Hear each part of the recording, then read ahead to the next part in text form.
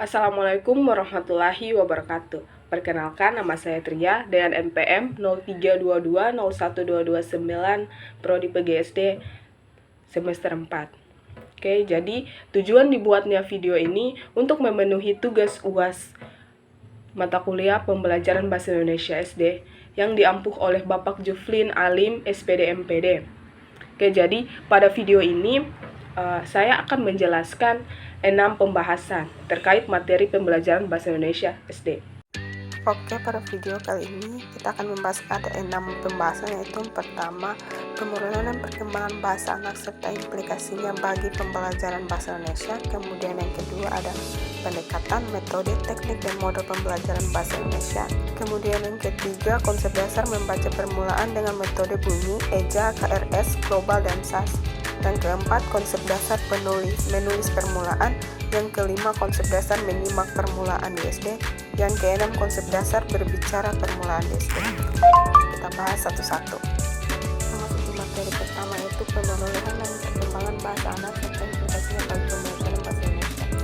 Menurut Kariken dan kawan-kawan Serap 1998, penerolehan bahasa anak adalah proses pembentukan kemampuan berbahasa baik berupa pemahaman ataupun pengungkapan secara alami tanpa melalui kegiatan pembelajaran formal. Kemudian perkembangan bahasa anak adalah perkembangan bahasa yang harus dimiliki oleh anak sebagai salah satu dari kemampuan dasar yang sesuai dengan tahapan, usia, dan karakteristik perkembangannya. Dan implikasinya bagi pembelajaran bahasa Indonesia ialah tidak hanya dijadikan sebagai alat komunikasi, tetapi juga dapat menjadikan bahasa anak memiliki makna serta pemilihan kata yang tepat dan sesuai dengan penggunaannya. Kemudian lanjut materi berikutnya yaitu pendekatan, metode, teknik, dan model pembelajaran bahasa Indonesia. Jadi, pendekatan, metode, teknik, dan model pembelajaran ini dilakukan oleh guru dan sesuai dengan siswa. Guru harus pintar dalam memilih pendekatan, metode, teknik, dan model pembelajaran supaya tujuan pembelajaran dapat terlaksana dengan baik. Misalkan, dalam pembelajaran bahasa Indonesia, guru menggunakan pendekatan kontekstual dengan metode diskusi dan model pembelajaran discovery learning. Nah, dalam hal ini, di sini guru sangat pintar-pintarnya guru lah dalam mengambil entah itu dari pendekatan, metode, teknik, model pembelajaran, dan harus disesuaikan dengan siswa agar tujuan pembelajaran itu dapat tercapai.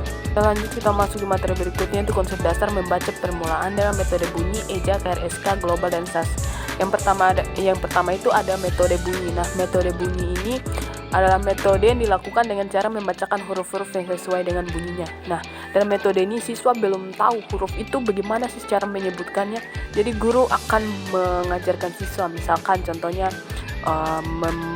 melafalkan huruf B, habis itu D gitu, dan seterusnya.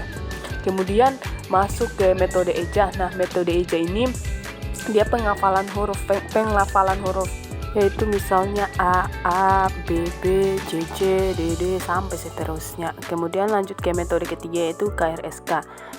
Metode ini adalah memperkenalkan huruf ke suku kata atau menggabungkan huruf menjadi suku kata. Misalkan B tambah A, ca tambah A, ca, begitu. Dan masih banyak contoh lainnya. Kemudian yang keempat, metode global atau kalimat. Metode ini adalah siswa menyampaikan kalimat melalui gambar. Misalnya, guru memberikan gambar pohon di atas, terus di bawahnya dia tulis kata pohon. Kemudian siswa membacanya, gitu. Kemudian masuk ke metode berikutnya, yaitu metode SAS. Metode ini adalah penggunaan struktur kalimat. Misalnya, struktur kalimat itu dari kata menjadi suku kata, terus menjadi huruf. Misalnya baca, katanya baca, kemudian dijadikan suku kata menjadi ba, menjadi ba, dan ca. Kemudian dijadikan huruf menjadi b, a, c, a, gitu. Oke, kita masuk ke materi berikutnya yaitu konsep dasar menulis permulaan. Jadi konsep dasar menulis permulaan itu ada 3. Yang pertama basic writing. Nah, basic writing itu adalah siswa itu bisa menulis apapun itu, yang penting siswanya bisa menulis. Itu dinamakan basic writing atau menulis bebas. Kemudian yang kedua guide writing, yaitu menulis terbimbing. Nah, menulis terbimbing ini adalah siswa itu sudah dibimbing gurunya untuk menuliskan huruf-huruf, angka-angka Kemudian yang ketiga ada SKP atau strategi keterampilan proses. Nah, strategi keterampilan proses ini ialah siswa itu sudah dapat menulis tanpa adanya bimbingan dari guru. Walaupun mungkin siswanya hanya mengikuti tulisan, tetapi siswa sudah dapat menulis sendiri.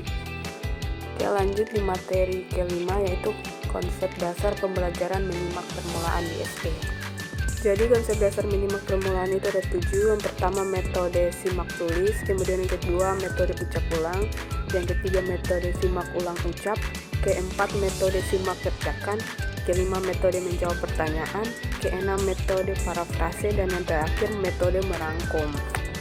Oke, kita masuk di materi yang terakhir, yaitu konsep dasar pembelajaran berbicara permulaan di SD.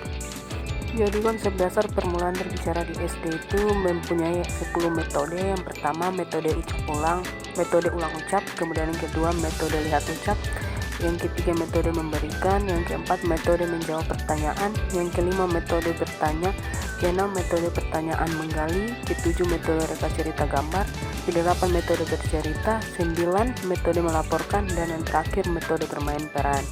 Nah, dengan penggunaan metode-metode ini akan menjamin siswa dapat berbicara.